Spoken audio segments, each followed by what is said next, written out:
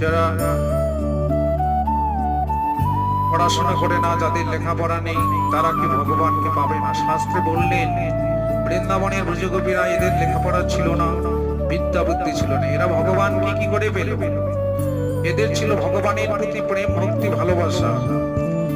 ভগবানকে প্রেম ভক্তি ভালোবাসাতে এমন ভাবে বেঁধেছে, ভগবানের অফুরন্ত কৃপার ভান্ডার ফুরিয়ে গেল। একদিন প্রভু ভগবান রাধারানীর কাছে গিয়ে বলে হাত জোর করে বলেছেন, রাধে, এরকম বিপদে তো আমি কোনোদিন পড়িনি। আজকে আমার এই গোপীদের প্রেম ভক্তি ভালোবাসাতে আমার অফুরন্ত কৃপার ভান্ডার ফুরিয়ে গেল। তুমি একটু আমাকে প্রেম ভক্তি ভালোবাসা শিখিয়ে দাও।